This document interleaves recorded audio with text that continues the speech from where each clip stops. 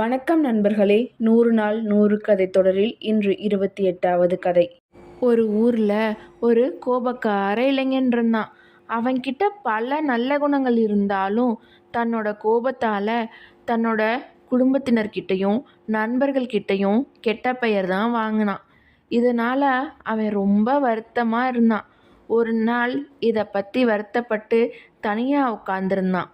அப்போது அவனோட கவலையை புரிஞ்சுக்கிட்ட அவனோட அப்பா ஒரு பை நிறைய ஆணிகளையும் ஒரு சுத்தியலையும் கொடுத்து, உனக்கு கோபம் வரும்போது எல்லாம் இந்த ஆணிகளை வீட்டுக்கு பின்னாடி இருக்கிற மதில் சுவத்தில் அடி அப்படின்னு சொன்னார்.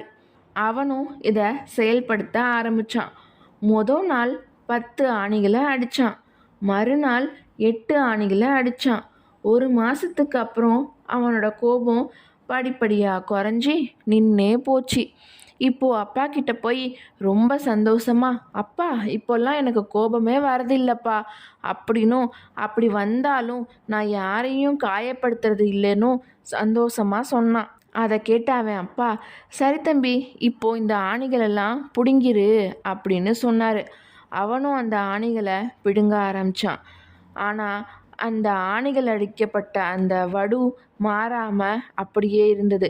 அப்போது அப்பா சொன்னார், உன் கோபம் குறைஞ்சி போச்சு, ஆனால் நீ கோபத்தால் ஏற்படுத்திய காயங்களும் இந்த துளைகளை போல தான் மனிதர்களோட மனசில் நிலச்சி நின்றோம். அதனால் இனி உன் வாழ்க்கையில் என்றைக்கும் யார் மேலேயும் கோபப்படாத. அப்படியே கோபம் வந்தாலும் அவங்க வருத்தப்படும்படியான வார்த்தைகளை பேசாத அப்படின்னு சொன்னார். இந்த கதை உங்களுக்கு பிடிச்சிருந்தா நம்ம சேனலை மறக்காமல் லைக் பண்ணுங்கள், ஷேர் பண்ணுங்கள், சப்ஸ்கிரைப் பண்ணுங்கள். நன்றி.